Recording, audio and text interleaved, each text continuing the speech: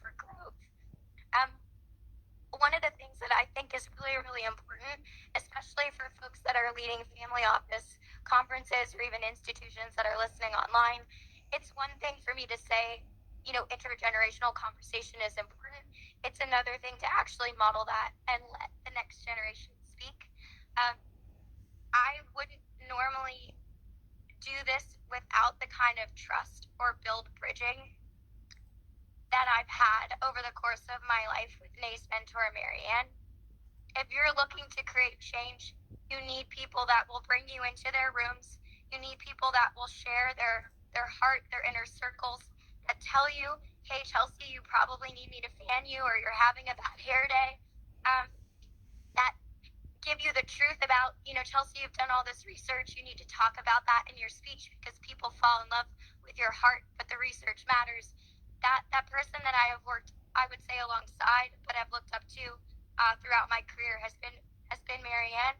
We wouldn't be here without Lord Nat, and Nay actually bridges both of those worlds. So he's built a community that's offered to help contribute to some of Nat's very close projects, as well as runs Ming-Yan's family office, as well as supports the Mnemosyne Institute, which is a UK chapter and serves various countries that Chris and I are looking forward to collaborate with more and more.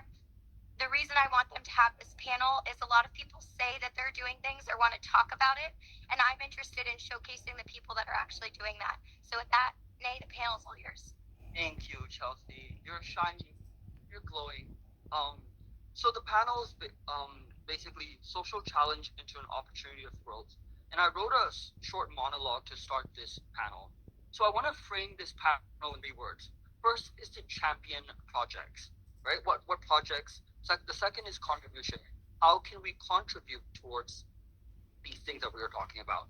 And then the third is collaboration, because we want to build progress and momentum. In these rooms, people talk and talk, but we want action, right? And what is the action we can take through listening to these conversation? But before all that, I want to thank Chris and Chelsea for making this happen, because they're like rocks for each other. And like when Chelsea was thanking her family, I started cheering up. And that's why I wanted everyone to give Chelsea and Chris a round of applause, because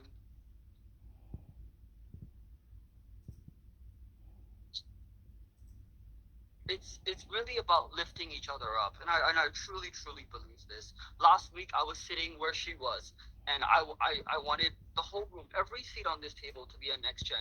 So usually a next gen will probably get 1, maybe 2 seats, but I made sure every single seat was a next gen, and even Lord Wei was sitting in this seat, right? And we always talk about like how she wants to educate and empower, and I want to protect next gen, and I think it's really beautiful. For those who don't know me, my name's Nay Lin, and my mentor said I was the face of the $84 trillion wealth transfer. I was like, no, not me. And then a year passed, and I was like, maybe. And then now I've come to the conclusion that maybe it is me. It took me a long time to believe that, but through the work I'm doing with families I work with, the next gens I work with, I really do believe that. One thing I understand is people. You work with people who have undeniable good character. When you have money, everyone is nice to you. But you have to have that radar for who's actually good. The second is track record.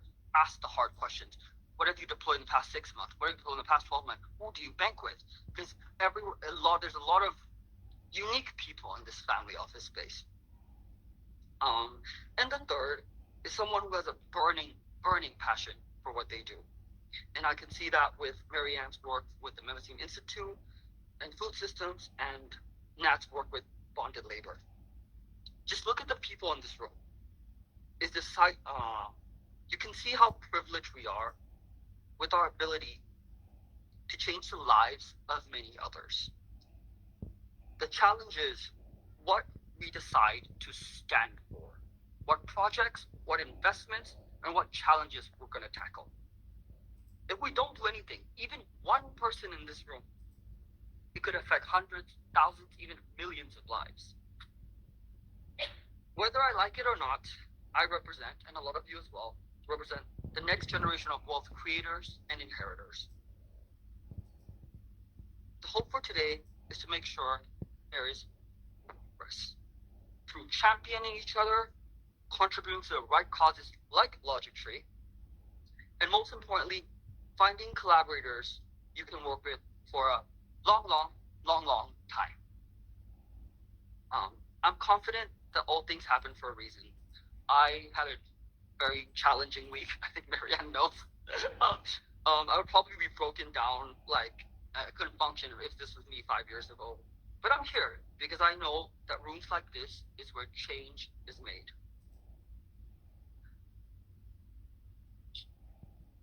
I don't know everyone in this room, but I know how much Chelsea and Logictry cares about making a difference. And that's why we're here, out of all the places we could be today. Today, you'll hear everyone talk about their individual projects, even after the panels, and this panel is about tackling social challenges and growth. And I want you to have one question in mind. How can I help? So I want to kick the panel off with this one question. I was told by a friend of mine, who's also an advisor, who leads the community for Harvard and INSEAD's Venture Lab. And I asked this question to all of my next-gen members. What do you want to be remembered by? I'll start with Ming-Yan. Thank you, Nick. It's always exceptional to get to see what both you and Chelsea are doing in this world. To give everybody a bit of perspective for myself, unlike a lot of you who talk about being next gen, it's a hereditary thing. I was adopted. I was born in Mexico in 1977 at 7:11 a.m. And that is the only reason why I was adopted into the 7-Eleven family. And when you realize that you did nothing to earn any of the privilege that you have, I was one of these kids that could go and was in the in the hospital for months at a time because asthma, seizures, all sorts of things. I have a hearing loss. I've spoken around the world now, and it's because of the training that I got from my family to move past that to speak correctly. All those things are privileges. And that one moment in time, it gives me an understanding, because I always tell people there are two pieces of myself. There's the person of privilege and opportunity, but there's also the person that I could have been. And I imagine myself, being one of those kids on the streets in Mexico and seeing some hoity-toity tourists going by in orange heels and going, God, if I were her, I'd be doing this. And whatever that is exactly what I need to be doing right now. So what I encourage everybody here, yes, you're special. You have an opportunity. It's incredible. But don't feel entitled to it. Feel responsible for it. Because all you've been given is not something that makes you better than people. It makes you have greater opportunity to have an impact. You're going to have an impact regardless of what you do with your life by virtue of who you are, because your impact is magnified by the money. So will you take on the responsibility in a world that's globalized, that has an increasing interconnection, both economically, environmentally, and sociologically? Or will you just move through without looking at how that impact is? When you take on the responsibility, you are a force. And especially I see a lot of women in this room, and what I always encourage the women is to also remember, you're doing something that your grandmothers couldn't even believe. You're here because you have financial accountability and power that your grandmother, even if she had the money, wasn't given a chance to have. So when I look at that, and I look at the combination of factors, and I look at the fact that we're in a place in the world right now where everybody in this room is in a position of power, and what we do with it is going to determine whether we meet the sustainability development goals, whether we end up helping our species to survive. And it really sounds very dramatic, but it's not. The United Nations has the 2035 goals, and in reality, for those that are in the know, it's a lot sooner around the corner. So when I look at what are the things that I can do right now, my husband and I have a process called socioacupuncture, and we like to trace like a spider web. Where are our areas of influence, our areas of knowledge, our access? It doesn't matter if you were a trillionaire. You have 24 hours in the day, 7 days of the week. Where is your energy going to go? And we go, where can I throw that rock in the pond where it's going to have the greatest ripple effect? And when we realize and we map out how that crosses over, and yes, I have many dull academic papers if anyone really wants to look at it on this, but you end up just being able to determine exactly where you can put that pressure. For us, we recognize that globalization is something that people are talking about in academic terms and economic terms, but we weren't speaking about it in sociological terms. And the Mendes Institute, as well as on my for-profit side, UTF Holdings, which I do with Chloe Gormo, these two things are basically us working with both hands. And right now, the majority of the money in the world is in private hands, not public hands, not in countries' hands, not nonprofits' hands. So I encourage people to work with both. And I suggest making basically a business strategy that they collaborate and plan out how they're going to intersect. So right now that involves, we have what's called the Vital Signs Monitor and AI, which is being designed on the basis of Dr. Don Edward Beck's work to help basically the UN meet the Sustainable Development Goals. And we're very excited about working with Logictry. Logictry will be doing the aspect of people who have a solution can input it. Our AI will be helping the nations be able to assess and decide what they need, and they communicate with each other so we can move faster with the Sustainable Development Goals. In the United States, we've saved $65 million worth of food from being thrown into landfills, and we're bringing that opportunity and process, and I can go into more of the details later, but we're bringing that here into the UK, and we're starting in Merthyr Tydfil, where you have basically 20% of the population is living in hunger right in that area, as well as the truth here in London. Right now, we're also working on reconciliation between South Korea and Japan, and we're also working in Ethiopia to try and help fend off what a really significant crisis that could happen with the lack of ability for the continent to gain, grow its own grain. And that's one, I'll use that as a quick example before I end, because a lot of people think what's happening over there has nothing to do with me. But when you understand a global perspective, you understand that every first world nation is aligned with either Ethiopia or Egypt. And if they end up fighting, you end up with a prescription very similar to World War I, which is bad for everyone's pocketbook, bad for everyone's peace of mind. So it's very important when you look at the world, how do we deploy our capital? Can we use our influence? And how does that help offset current trajectories? And hopefully, like I like to say, social Aikido, we direct energies, because all of us are small compared to larger trends, but we do have the power to redirect. So hopefully that summarizes that. Amazing. Thank you so much. Nat? Gosh, what a question. When I was younger, and in the years leading up to entering this place, I wanted to be remembered as a social reformer, because I was inspired by this guy, the Earl of Shaftesbury, who was both an MP and a member of the House of Lords. 500,000 people turned up to his funeral cortege where he went to, I think, Westminster Abbey. Many from the north who wanted to thank him for reducing children's factory hours, and he helped to kind of abolish chimney sweeping in his country to save kids from getting cancer, when they're really small, going up these chimneys. So many things, so not enough time to go into them all. As I've gotten older, and I've read people like Richard Raw and others, if you're familiar with him, I've realized I want to be a social restorer, which is different from the reformer. The reformer can be about the ego, the Wilberforce. One of the guys I really admire from the early Victorian era is a guy called Granville Sharp. He was the Quaker business person that 30 years ago funded the first early work on abolition of slavery. And nobody remembers his name. But without him, he was the angel, if you like, of the massive social transformation that partly probably helped, with many other things, stop revolution in this country.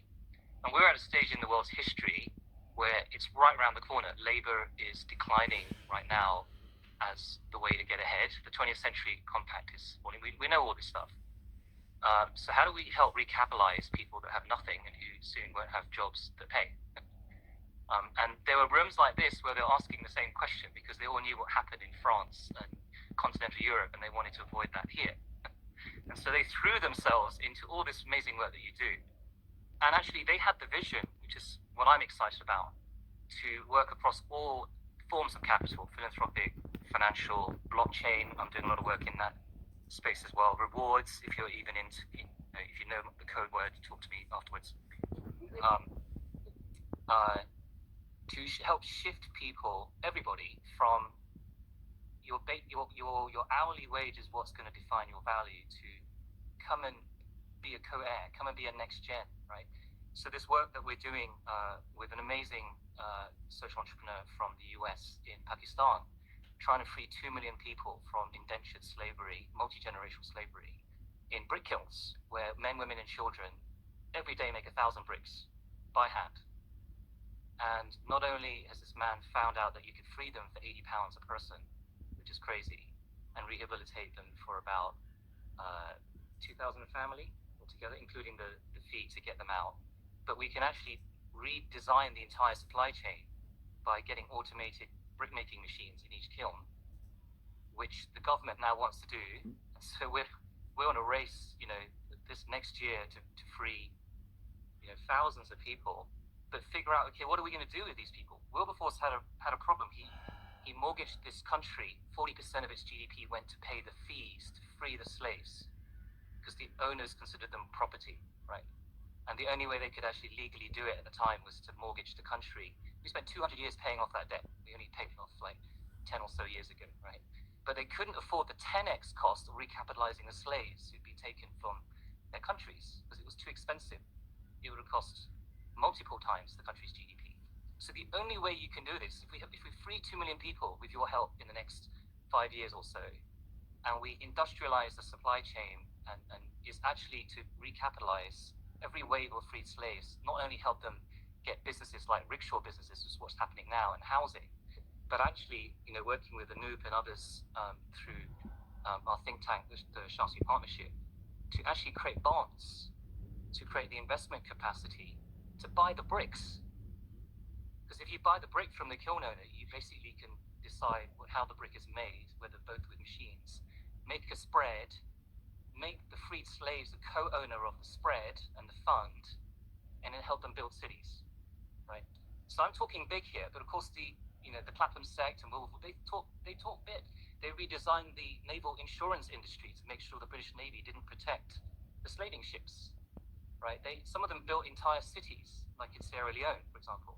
So I think you, with your $84 trillion, have the ability, and I think the imagination and the guts and the balls to start thinking not about supporting just social enterprises or startups, amazing as they are, and I hope many of them become unicorns, but to build entire industries and cities, because that is the scale of the problem that we face. And so whether it's to do with the work in health or supply chains or in thinking about the future of finance, we need to help everyone transition from being a wage slave, if you like, to being a co-owner of assets that with the technology will increasingly become more democratized. And the one thing I was going to say in the last session, I'll close with this, is that there's a unique interface that you as family offices you can be the Granville Sharp for right now, which is there's all these innovators creating ways to tokenize assets and to enable people to participate in that process.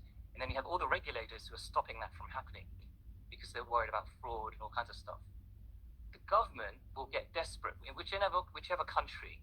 They will get desperate because the people are really upset about AI and their jobs. So the solution is, can we get some of these tokenized assets and help people become co-heirs of those assets? And when the government gets really desperate and you are with the people who have the solution, they'll slightly loosen the regulation, and you'll be like Luke Skywalker going into the Death Star, blowing up the whole thing, right? So there's in every area, every category, whether it's housing, whether it's technology, there's a tiny little space that helps you blow up the Death Star if you can get close to the regulator, close to the guys tokenizing the assets, and close to the social entrepreneurs who have the solution. I'm talking to one of the kingmakers of our next Prime Minister, possibly Tuesday, if he doesn't cancel the meeting, but he's busy, about could we use things like tokenization royalties to help our people on the welfare system and receiving disability benefit to shift from being recipients of welfare to being little co-owners of the value we could create in this country. I could talk endlessly about this, but if you can be the Granville Sharp for this next 5 years, you will change the world. That is really beautiful, Matt. And I just wanted to summarize. I'm sure people have heard it, but 80 pounds to save one life. One life, 80 pounds, right? It's less than a meal to some of us, right?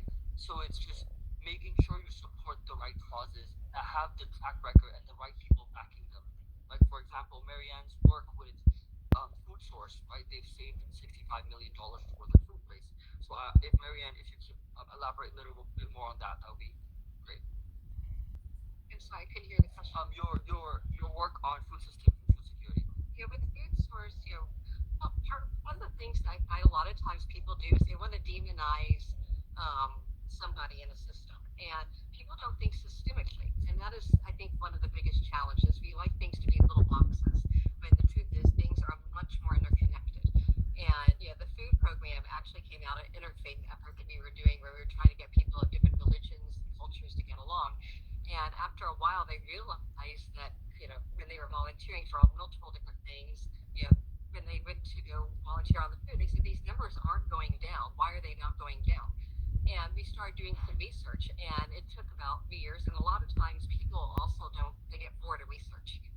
And we were willing to actually take the time to do it. And that research revealed to us that what was happening is that a huge amount of food, almost up to 60% of the food that was being donated, was actually ending up in the landfills because people were paying attention to how can you make it easier on the donor.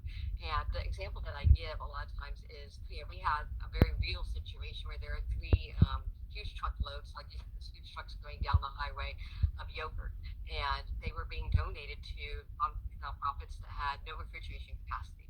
And the nonprofits didn't want to call and let anybody else know because they didn't want to let go of their connections.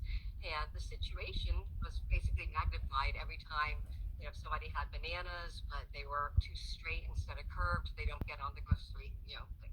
That's why every banana you see is perfectly curved, is because they threw away the straight ones. If you're hungry, you don't care how curved or straight your banana is. But what we were finding in the United States, it cost $3,000 for people to take something from Dallas to Miami, for example. Well, the nonprofits would say, we don't have enough space for this food. Can you make 3 stops? Well, that became $9,000, and you can't demonize the company for saying we can't take that loss. It makes no financial sense for us to make 1 stop, we get the tax write-off, but 3? No, then it makes more sense for us to throw it away. So we had to see it from the company's point of view and actually think of the company as the client. And I know that kind of stucks in the throat of people who, feel their hearts. And of course, I care deeply about the hungry, but in order to work with it, you want the person donating to be your partner. You don't want them to be someone you're fighting with. So asking, how do we make life easier for them? And we provide 1 stop, they come, we divvy up the food. And it's a very simple thing, but it's something that we realize is missing in a lot of places in the world. So here, in the UK, it came about because one year we got a phone call from people actually in the Ukraine, and they're saying, we need food. And the next week we ended up getting a company that had been donating significantly in the United States. Like, we have 4 truckloads of food, but we don't know anyone that does what you do in the European continent. So we got this 4 truckloads into the Ukraine. In the UK, you speak English. So it was one of the first places for us to deploy it. And we started doing research because we don't like reinventing the wheel. And we discovered there are a lot of nonprofits all over Wales, but none in Merthyr Tydfil. And we discovered that, sure enough, that there is almost a 30% rate of hunger among children in that particular area of the UK. Most of the country here in the UK is 15%, but for some reason it was much higher there, and it seemed to be a logistical question. So that's what we're doing there. But what I emphasize, and I also want to contrast this with something that we're doing in Ethiopia. After we got 160 families out of the war zone into Sudan, into the safety of South Sudan, then a lot of people stop there with the philanthropy. They get their photographs, they say, aren't I a great person? But you have people just sitting in the dirt. And so I really commend what you're doing, because you have to have a plan. That's really why you do a for-profit, non-profit kind of collaboration. On the for-profit side, I'll give credit to Lord Andrew Stone, who came up with this formula for us. We're buying land in Ethiopia, and then the farmers over there, they've been trained. Unfortunately, when USA ended USA Aid, we ended up having an emergency. So they ended up skipping the program, but the good side of it is that we had a mass number of people who have now been trained to be farmers. They'll be able to work there, and what we discovered in that case, again, it's a systemic issue. We discovered that if you don't have refrigerated capacity, you lose 60% of what you produce. So they regained 60% of sweat equity, and guess what? In 5 to 10 years, they can actually afford to buy their own land. And the investor ends up getting an incredible return. So, what I find is a lot of situations, those of us that are blessed to be at the top of the economic pyramid, we really are the ones who get to have an eagle eye. And if we take the responsibility on saying, where is the place where things are connecting, and invest in that, that makes the difference.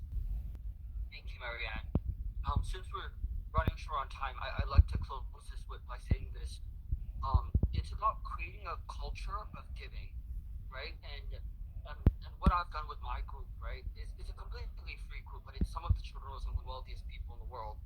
And for them to activate, you have to build culture, right? And the culture we build is like participation. You participate in the ecosystem, like Logictry's ecosystem.